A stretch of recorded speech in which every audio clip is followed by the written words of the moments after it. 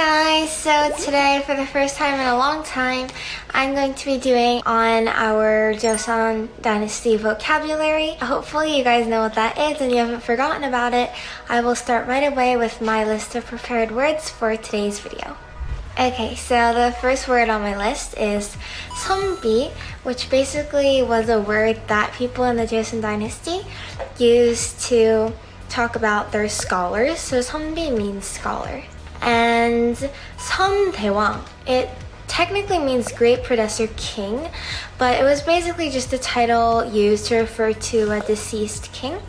And yeah, it sounds pretty fancy, but actually it isn't. And then 성님, it wasn't used that much, but it's actually a dialect from 충청도. And yeah, it was used to address one's older brother or sister.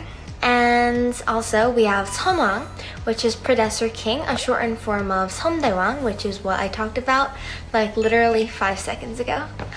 And 세손. 세손 is grand heir. If you watch some of the dramas that are coming out these days, then they have like 세손 mama, 세손 전하. You know, that's what it basically means. 왕세손. Have you watched 연모? So basically one of the roles played by one of the actresses was the 왕세손, which was basically the son of the crown prince. And moving on, we have 세손빈 grand heir consort, which is a shortened form of 왕세손빈, which is basically the wife of the 왕세손. And then we have 스승님. 스승님 is actually pretty simple. It means master or scholar. And then next on our list, we have Shinto. So this was a term used by the consorts and concubines of a king to refer to herself when speaking. And actually, as a side note, 소첩 was what was used for like normal women, usually noble women, to use when they're addressing themselves. And moving on, we have 소인. 소인 was basically a word used by anyone that was lower in rank than the king. It was usually used by males, but you know, there was no rule that females couldn't use it, but usually they wouldn't. Yeah, it was used to refer to himself.